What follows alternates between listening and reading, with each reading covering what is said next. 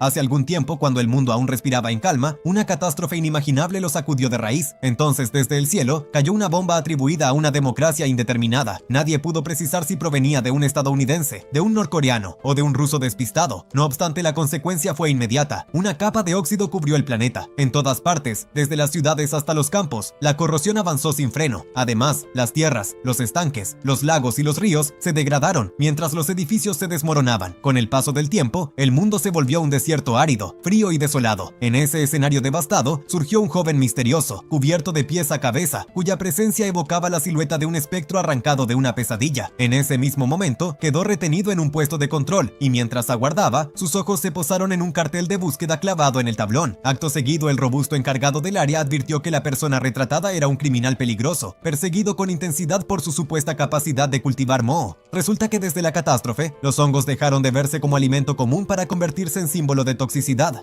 En la ciudad, la gente todavía vivía, comerciaba y trabajaba a diario. Sin embargo, el ambiente se mantenía tenso porque las fuerzas de seguridad patrullaban cada rincón, revisaban callejones y puestos sin descanso. Por ello, cualquiera que mostrara indicios de comerciar o almacenar hongos era arrestado al instante. En la lógica de los guardias, los hongos se equiparaban a drogas y, en consecuencia, cualquier implicado era tratado como criminal. Mientras tanto, en un burdel del casco antiguo, iluminado por luces rojas intermitentes, una mujer adinerada se recostaba en su silla y divagaba acerca de su vida amarga. A su alrededor, varias jóvenes fingían escuchar con educación, asentían de vez en cuando y a ratos añadían palabras de empatía. No obstante, por dentro solo daban vueltas a asuntos triviales y chismes dispersos. En esa misma casa, dentro de una habitación privada, una pareja joven realizaba una actividad que, a primera vista, podía malinterpretarse como algo turbio. La escena sugería excesos, y la reacción de la chica, sobresaltada por la magnitud de lo que tenía delante, reforzaba la confusión. Sin embargo, la realidad era distinta. No se trataba de actos carnales, sino de procedimientos médicos de inyección y dispensación de fármacos. El joven era Milo, un médico apasionado en quien la gente depositaba su confianza. Así se entregaba a curar a quienes sufrían la enfermedad del óxido que consumía los cuerpos lentamente. Como no contaba con una clínica propia, las trabajadoras del lugar, con buena disposición, le cedieron un rincón del burdel para instalar un consultorio improvisado. Días después, mientras Milo atendía a un padre y a su hijo en situación de extrema pobreza, la encargada del burdel, sentada cerca, comentó un rumor extendido. Los protectores de hongos serían los verdaderos responsables de haber propagado en secreto el óxido que convirtió el mundo en un páramo. Luego, al terminar la consulta, la mujer le ofreció a Milo una noche de placer con algunas de las chicas. Ellas celebraron la propuesta con risas y cierta expectativa. Sin embargo, Milo, con cortesía, declinó y mantuvo la distancia profesional, lo que provocó nuevas carcajadas y, en consecuencia, elevó todavía más la estima que todos sentían por él. Finalmente, de camino a casa, Milo se detuvo en una panadería familiar para comprar provisiones. Al mismo tiempo, adquirió en secreto algunos hongos al dueño de la tienda. Además, el hombre se los entregó con evidente nerviosismo, insistiendo en que evitara a los guardias, porque de otro modo la ciudad caería en el caos. En ese contexto, solo Milo ejercía como médico, por lo que la comunidad no podía prescindir de él. Luego, el propietario rechazó el pago, ya que Milo había tratado a su hija sin cobrar. Sin embargo, él, íntegro, dejó el dinero como intercambio justo y se marchó. Después, al regresar a casa, entregó el pan a su hermana mayor, Pavu. Ella, que había sido guardia, padecía ahora la enfermedad del óxido, lo que la había obligado a abandonar su labor. Por eso, el sustento de ambos dependía principalmente de Milo. Acto seguido, apenas terminaron de comer, él volvió a formular fármacos con diligencia, aprovechando una moderna máquina de elaboración que le había facilitado el comité. En ese momento, Pavu le recordó con preocupación que tuviera cautela con Kurokawa, presidente del comité del distrito, porque no ofrecía nada gratis. No obstante, Milo se mantuvo firme en su objetivo, desarrollar una cura para el óxido y salvar la ciudad. Mientras tanto, en la oficina del puesto de control, el encargado corpulento continuaba alardeando del misterioso criminal buscado y presumía de que los cuerpos alineados detrás habían sido transportados por él. A continuación, la persona enmascarada que lo acompañaba mostró interés por los objetos cercanos, y el encargado explicó que eran cadáveres. De pronto, el televisor emitió noticias de última hora. A las afueras habían brotado hongos gigantes, altos como torres, lo que inquietó a Pavu. Entonces Milo pidió permiso para salir a entregar medicamentos, y acto seguido, partió con la advertencia de su hermana en mente. Enseguida, se dirigió a la panadería para conseguir más hongos, tal como había previsto. Sin embargo, un niño le arrebató la bolsa creyendo que era comida. Por lo tanto, Milo lo persiguió hasta un un callejón estrecho, donde el pequeño lo emboscó. Al verlo de cerca, confundió su rostro delicado y se detuvo. Aún así, Milo no se alteró, atendió la herida del ojo del chico y finalmente prometió invitarlo a una comida abundante en otra ocasión. Justo después de que el niño se marchara, apareció Kurokawa con su persuasión habitual, intentando atraer a Milo a la gran ciudad con mejores condiciones para tratar pacientes. Sin embargo, él se negó con firmeza, porque tenía demasiados enfermos bajo su cuidado. Aún así, Kurokawa insistió y se acercó, lo que puso a Milo en alerta por la bolsa de hongos que llevaba. En ese instante de tensión, un hongo gigantesco irrumpió en medio de la carretera, y Kurokawa, distraído, regresó hacia el puesto de control. Paralelamente, en la oficina, el acompañante enmascarado del encargado afirmó que los cadáveres eran de monjes, y que debía devolverlos a sus familias. Por ello, los guardias aceptaron temporalmente su historia, aunque cuestionaron el arco que portaba, ya que las arquerías estaban prohibidas en la ciudad. Entonces el supuesto monje reveló su aspecto real, una cabellera roja encendida. De inmediato, con una flecha, hizo brotar hongos con violencia y desató la destrucción a su alrededor. En plena huida de los guardias, cruzó su camino con Milo. Mientras tanto, en casa, Pagu se enfundó el uniforme, decidida a salir a proteger la ciudad. Cuando Milo regresó a toda prisa para detenerla, ella lo dejó inconsciente de un golpe por su insistencia. Más tarde, cuando despertó, ya había partido. Por lo tanto, él no tuvo alternativa y se concentró en el laboratorio, formulando medicamentos con los hongos recién adquiridos. Mientras trabajaba en silencio, Milo escuchó un ruido a sus espaldas. Al girarse, descubrió al joven pelirrojo de pie junto a un anciano gravemente herido. El recién llegado se presentó como Visco, el hombre perseguido por todos, aunque antes, para comprender cómo llegó hasta aquí, retrocedamos unas horas. Debido a la sospecha, un guardia lo había puesto a prueba, exigiéndole que recitara un pasaje de las escrituras para demostrar que era un monje. La solicitud parecía sencilla, pero lo situó en un dilema, ya que en ese momento no logró recordar nada que decir. El silencio cargado tensó aún más el ambiente. Si cometía un error, no habría regreso posible. Por eso, en un instante, Visco eligió actuar. Entonces la enorme tela que ocultaba un secreto cayó de golpe, revelando al anciano conocido como Javi junto a un cangrejo gigantesco. El asombro fue inmediato, y no tuvieron más opción que huir. El estrépito de pasos y disparos retumbaba, pues un escuadrón de guardias montados en hipopótamos armados con ametralladoras los perseguía. Las ráfagas destrozaban el suelo, levantando polvo y abriendo cráteres en el camino. Rápidamente Visco saltó a la espalda del cangrejo, empuñó el arco con firmeza y disparó sin descanso, bloqueando cada avance con una precisión fulminante. Mientras tanto, Javi utilizaba hongos especiales capaces de impulsarlos a gran altura, lo que permitió a ambos saltar por encima de la muralla de la ciudad. El movimiento sorpresivo provocó confusión entre los guardias, que no alcanzaron a reaccionar. Una vez dentro, Visco entregó a Milo los hongos necesarios para preparar medicamentos que aliviaran las heridas de Javi. El anciano sangraba sin freno, su ropa estaba empapada y su respiración era débil. Milo, con su aguda percepción, reconoció la gravedad de las lesiones. La sangre revelaba que una simple medicina oral sería inútil. Así imploró realizar de inmediato una cirugía, pues el tiempo de Javi se agotaba. Con el corazón cargado de preocupación, Visco asintió y concedió apenas 10 minutos para que Milo preparara lo necesario antes de iniciar la operación. No había certezas, pero tampoco alternativas. Sin embargo, el respiro se quebró cuando los hombres de Kurokawa descubrieron el escondite y dispararon un tiro de advertencia que sumió la sala en tensión. Visco tomó a Milo como rehén para ganar ventaja, aunque sus rivales se burlaron, asegurando que no les importaba, y continuaron disparando. Entonces, decidido a eliminarlos, Visco lanzó una lluvia de flechas que frenó el avance enemigo, esperando el momento oportuno mientras los secuaces con máscaras de conejo irrumpían en el lugar. En cuanto se adentraron, aprovechó la distracción para preparar la salida junto a Milo y Javi. Sin embargo, la clínica de Milo quedó reducida a un amasijo de hongos descontrolados, semejante a un bosque distorsionado. Pese a su pesar, comprendió que sacrificar ese espacio era inevitable si querían sobrevivir. En ese instante, Pagu irrumpió conduciendo un vehículo, embistiendo la zona bloqueada por los guardias. Como comandante de alto rango, los soldados obedecieron sus órdenes de inmediato. Más tarde, el informe detalló que Visco y Javi habían estado a punto de ser acorralados, pero nuevamente recurrieron a los hongos de salto para atravesar la muralla. La decisión fue arriesgada, aunque representaba la única vía de escape. Justo antes de lograrlo, un hipopótamo gigantesco embistió con sus fauces abiertas hacia Visco. Contra todo pronóstico, él lo levantó y lo lanzó lejos, dejando atónitos a todos. En otro sector, Kurokawa se mantenía acompañado de una joven de cabello rosado. Ella se disculpó por haber permitido la huida, pero él, imperturbable, ordenó a sus subordinados continuar con el plan. Su prioridad era impedir que Visco se enfrentara de manera directa con la fuerza principal de la guardia, evitando que la situación se desbordara. Unas horas antes, Visco y Javi habían logrado cruzar la muralla y encontraron un lugar apartado para descansar. El anciano, sin embargo, ya sufría profundamente la enfermedad del óxido. Consciente de que su tiempo era limitado, trató de dejarle a Visco las últimas instrucciones, instándolo a seguir adelante, aun cuando él ya no pudiera acompañarlo. A los ojos de Javi, Visco representaba la esperanza más pura, la persona más fuerte y la única capaz de mantener viva la lucha. Había aprendido todas las enseñanzas de su maestro, salvo la preparación de medicinas. Por eso, cuando el anciano intentó entregar sus últimas palabras, Visco se negó rotundamente, sacudiendo la cabeza, negándose a aceptar que que tratara su vida con tanta ligereza. Habían atravesado incontables dificultades, destruyendo puestos de control y arriesgándolo todo para hallar los hongos que devoraban el óxido con la esperanza de forjar una cura. Por lo tanto, juró que no lo dejaría morir bajo ninguna circunstancia. Sin embargo, en medio de esa promesa, un cohete surcó el cielo. Visco reaccionó con rapidez, tensó el arco y disparó una flecha que lo hizo estallar en pleno aire. Los fragmentos cayeron mientras la piloto del caracol se sorprendía por la precisión del ataque. Entonces aviones comenzaron a sobrevolar la zona, y Javi, consciente del peligro, le gritó a su nieto que se refugiara bajo el caparazón del cangrejo, pues el caracol estaba a punto de liberar un veneno mortal. Visco se preparó para responder, pero una anguila eléctrica emergió de la nada y mordió con violencia su pierna. En ese instante, desde arriba, una ráfaga de balas descendió. Javi, sin dudar, se lanzó sobre su nieto, recibiendo los disparos y quedando bañado en sangre. Visco quedó paralizado por el impacto, aunque pronto apretó el arco con rabia y liberó una flecha que impactó de lleno en el avión, haciéndolo explotar y precipitarse contra el suelo. Desesperado, subió a su cangrejo y se dirigió directamente hacia la ciudad en busca de ayuda médica. Volviendo al presente, finalmente encontraron refugio en una alcantarilla. Milo se quedó perplejo ante la resistencia de Javi, que había recibido 6 disparos y aún seguía respirando. Visco, lleno de urgencia, preguntó si podía salvarlo. Milo respondió con determinación que sí. Confiando en él, Visco decidió salir a crear una distracción mientras Milo trataba las heridas. No obstante, el joven médico insistió en atender primero la pierna herida de Visco, antes de permitirle volver a luchar. Solo entonces Visco le confió a su abuelo y salió corriendo al combate. Por otra parte, Pagu recibió noticias alarmantes. La ruta que Visco había tomado era en realidad una trampa tendida por Kurokawa. La verdadera salida estaba hacia el oeste, mientras un guardia le pedía calma y le informaba que un hongo gigantesco había brotado en la clínica de Milo, destruyendo el lugar. La ira de Pagu se encendió. Aún así, ordenó a sus subordinados mantenerse firmes y partió sola rumbo al oeste. En ese mismo momento, Visco había derrotado a las fuerzas de Kurokawa, quedándose frente a frente con la chica de cabello rosado. Decidió interrogarla, aunque la situación cambió en un instante cuando Pagu irrumpió a gran velocidad en un scooter. Visco reaccionó creando un hongo que volcó el vehículo, pero Pagu no retrocedió y lo embistió de frente. Desde la nube de humo, Visco tensó el arco y disparó una flecha que atravesó el arma en su mano. El estruendo metálico resonó en el aire, anunciando el inicio de una nueva confrontación. Mientras tanto, los altavoces de la ciudad advertían a la población sobre el peligro de inhalar esporas de hongos. En el burdel, las mujeres discutían con nerviosismo sobre los colosales brotes que habían aparecido, un espectáculo inédito en sus vidas. La dueña, preocupada, las instó a entrar para evitar exponerse. Entonces, un mensajero irrumpió con una noticia devastadora. La clínica de Milo había sido destruida. El anuncio heló a la mujer, pues en ese lugar trabajaba el joven médico que siempre se había preocupado sinceramente por los demás. Mientras tanto, Milo realizaba una transfusión de sangre a Javi, que estaba al borde del colapso por el avance implacable de la enfermedad del óxido. Gracias a la transfusión, el anciano comenzó a recuperar lentamente la conciencia, aunque la dura realidad permanecía. Su cuerpo había sido corroído en exceso y apenas le quedaba un mes antes de que sus órganos vitales dejaran de funcionar por completo. Aún así, Javi mantuvo la serenidad, reconoció la habilidad de Milo, destacando la delicadeza y paciencia de sus manos, y entonces se presentó formalmente como maestro de Visco. Mientras tanto, en el exterior, la batalla entre Visco y Pagu se intensificaba. Ambos se lanzaban contra el otro con violencia. El estruendo metálico y los gruñidos envolvían la atmósfera en un clima pesado. Aunque Visco atacaba con determinación, no dejaba de aconsejar a Pagu que se detuviera. Sin embargo, cada impacto solo aceleraba la propagación del óxido en su cuerpo, acercando más la amenaza de la muerte. No obstante, Pagu no mostraba la menor intención de ceder. En sus ojos solo existía el odio, convencida de que Visco era el responsable de la propagación del óxido. Visco trató de explicarse, pero la ira que dominaba el corazón de la mujer anulaba cualquier palabra. Mientras ellos peleaban, Javi confiaba a Milo una verdad oculta para la mayoría. Los hongos no eran los causantes del óxido, sino que se alimentaban de él para poder sobrevivir y crecer. Explicó que este mundo cruel había obligado a todos los organismos a evolucionar, y los hongos fueron los primeros en desarrollar esa habilidad. Desde hacía mucho tiempo, algunos como él habían intentado plantar hongos en cuerpos u objetos corroídos. Con paciencia, los hongos absorbían y purificaban el óxido, aunque a los ojos de los demás solo parecían brotar sobre la corrosión, lo que llevó a la conclusión errónea de que eran la causa. El malentendido se agravó con los años, sobre todo porque los protectores de hongos no sabían defenderse con palabras y fueron vistos como parias. Sin embargo, la sinceridad de Javi aún no alcanzaba a Pagu, que dominada por la furia arrojó su vehículo contra Visco, lanzándolo por los aires. Adolorido, él volvió a explicar que nunca había plantado hongos sin motivo, que siempre lo hacía para detener la expansión del óxido y jamás había buscado gratitud a cambio. Aún así, era incomprendido y tratado como enemigo. La frustración se reflejaba en sus gestos, pero mantuvo la calma. Pagu, por su parte, solo quería descubrir el verdadero propósito detrás de las acciones de Visco. Ante su insistencia, él confesó que tanto él como Javi buscaban un hongo sumamente raro, conocido por devorar el óxido en su origen y considerado un remedio milagroso capaz de curar cualquier infección de raíz. Sin embargo, al escuchar esto, Pagu se enfureció aún más, convencida de que solo era una excusa. Aún así, Visco no se intimidó, incluso incluso se permitió afirmar con entusiasmo que había encontrado un médico sobresaliente, alguien muy parecido a ella, lo que lo llevó a deducir que debía tratarse de su familiar directo. Esas palabras fueron como chispa en la pólvora. Pagu, fuera de sí, cargó con furia y destruyó una sección completa del muro donde estaba Visco. Sin embargo, esta vez él tomó la iniciativa, utilizó el vínculo con Milo para provocarla y arrastrarla hacia su trampa, y fue entonces cuando Visco, con destreza, hizo brotar hongos sobre su arma. Al ver esto, Visco no pudo evitar sentir una punzada de amargura, ya que toda su vida había plantado hongos para salvar personas, no para enfrentarse a una mujer. Sin embargo, la batalla lo había llevado a esa situación. Finalmente disparó una flecha sedante que la derribó, y antes de que su cuerpo golpeara el suelo, la sostuvo con cuidado. No deseaba que se lastimara, por lo que la cargó con suavidad y la llevó de regreso al escondite en las alcantarillas. Allí volvió a reunirse con Javi, que tras recibir tratamiento parecía haber recuperado vitalidad, irradiando la energía de un joven, en lugar de la fragilidad de un anciano. La visión conmovió a Visco hasta casi hacerlo llorar, aunque trató de contenerse. Milo, por su parte, se apresuró con el rostro lleno de preocupación al ver a su hermana inconsciente. Visco le explicó que solo había sido sedada y que pronto despertaría. Además, Milo ya le había administrado un inhibidor de óxido, lo que le daba tiempo adicional. No obstante, la situación se tornaba cada vez más crítica. Cuando los guardias de la ciudad estaban a punto de irrumpir, Javi se ofreció a quedarse atrás para bloquearlos y permitir que los jóvenes escaparan. Visco se negó de inmediato, convencido de que sin su maestro no habría quien pudiera preparar la medicina. En ese momento, Milo dio un paso adelante, declarando con firmeza que podía reemplazarlo y que estaba decidido a hacerlo. Visco protestó, convencido de que el mundo exterior era demasiado cruel para alguien como él. Sin embargo, la mirada decidida del médico disipó cualquier duda. Milo no solo quería salvar vidas, también quería encontrar la cura que pudiera rescatar a lo que quedaba de su familia. Ante esa resolución, Visco asintió finalmente. Justo entonces, los guardias llegaron y Javi se interpuso con determinación para detenerlos. Milo dejó a Pagu atrás, asegurándose de colocar junto a ella una bolsa con medicamentos inhibidores de óxido para prolongar su vida. La despedida estuvo cargada de emociones contenidas, pero antes de que pudiera prolongarse, Visco lo arrastró con fuerza. Consciente de que el tiempo se agotaba, corrieron hacia la puerta de la ciudad, aunque allí fueron interceptados por un grupo de guardias. Otro escuadrón apareció por detrás, cerrándoles la salida. En ese instante, Visco desenvainó su arco y disparó una flecha especial contra el puente cercano, provocando que se desplomara bajo sus pies. Ambos cayeron junto con los escombros, lanzándose fuera de la ciudad. En medio del peligro apenas quedaba la débil esperanza de seguir sobreviviendo y continuar el camino espinoso que se extendía delante de ellos. Ya en su primer día fuera, Milo no paró de hablar, encadenando palabras sin descanso, lo que exasperaba a Visco, que mantenía el ceño fruncido. Milo llegó a sugerir distraídamente que quizás estaban perdidos, pero Visco lo negó con obstinación. Criado en libertad, acostumbrado a vagabundear y sobrevivir por instinto, su orgullo le impedía admitir que podía haberse equivocado de rumbo. Ambos caminaron hasta llegar a un lugar donde algas flotaban sobre la superficie del agua. Milo, fascinado, se detuvo con la mirada brillante, observando con la emoción de quien descubre un prodigio. En cambio, Visco, impaciente, lanzó un objeto hacia su rostro para sacarlo de su ensueño y le recordó con severidad que no estaban allí para distraerse. Aquellas algas atraerían bestias salvajes durante la noche y si permanecían demasiado tiempo, el peligro los alcanzaría. Con esa advertencia retomaron el camino, pero no pasó mucho antes de que Milo se desmayara en plena marcha. Visco suspiró resignado y regresó al poco tiempo con dos pequeños lagartos en la mano que aún jugaban mordiéndose la cola. Los asó y se los ofreció a Milo, que había caído por el simple hecho de un hambre insoportable. Tras comer recuperó fuerzas y su claridad. Ambos comprendieron, sin necesidad de palabras, que el tiempo apremiaba. Javi solo tenía un mes de vida, mientras que el medicamento que Milo había dejado a Pagu le garantizaba apenas 3 meses más. Al comprender la urgencia del viaje, Visco desplegó un mapa, trazó con firmeza la ruta y señaló que atravesarían una mina de carbón. Milo reaccionó de inmediato, preocupado, pues sabía que en esas minas habitaban ratas gigantes y peligrosas. Sin embargo, Visco lo tranquilizó asegurando que tenía una forma de enfrentarlas. En ese instante, halló una pinza de cangrejo gigante que sobresalía de la arena, silbó, y desde lo profundo emergió su tercer compañero, el cangrejo que lo acompañaba en sus travesías. Entonces Milo entendió que la desviación previa en el camino no había sido un error, sino que Visco había estado buscando al animal, que solía enterrarse bajo la arena para dormir. Según sus cálculos montados en él tardarían apenas 2 días en llegar a la mina, y las ratas no se atreverían a atacar a una criatura tan colosal. No obstante, antes de que Milo pudiera acomodarse sobre su espalda, el cangrejo lo lanzó al suelo. Visco, sin alterarse, le arrojó un atuendo especial para que se lo pusiera, y el cangrejo lo aceptara mejor. Aún así, el animal demostraba una inteligencia inusual. Aunque Milo vistió la ropa, el cangrejo lo seguía rechazando, obligándolo a caminar detrás de ambos. Por la tarde intentó nuevamente montar al animal, y aunque parecía tener más éxito, la situación se repitió una y otra vez, hasta que el cangrejo giró bruscamente, mareándolo y dejándolo sin fuerzas. Al amanecer, mientras Milo insistía con obstinación en practicar, Visco preparaba una solución venenosa con hongos para impregnar sus flechas. De pronto, apareció la chica de cabello rosado que ya habían visto antes. Milo, sorprendido, sorprendido terminó arrojado frente a ella, que lo observó con ojos burlones y comentó con desdén sobre el tamaño del cangrejo. Visco escuchó el alboroto y giró justo a tiempo para verla encaramada en la espalda del cangrejo, mientras Milo se aferraba a una de sus garras. Con frialdad, disparó una flecha impregnada de hongos como advertencia, la cual alcanzó el muslo de la muchacha. Sin embargo, ella respondió con una risa provocadora. En realidad, no había querido ayudar a Milo, sino engañarlo para quedarse con el cangrejo. Fue entonces cuando Milo sorprendió a todos. Se dirigió directamente al animal, le pidió que se agachara, y de forma increíble, el cangrejo obedeció. Aunque Milo no había logrado montarlo, había conseguido su cooperación. Visco quedó desconcertado, y a partir de ese momento, cambió de plan. Milo ya no tendría que insistir en cabalgarlo, pues el vínculo que había generado era suficiente. Así los tres reanudaron juntos el camino.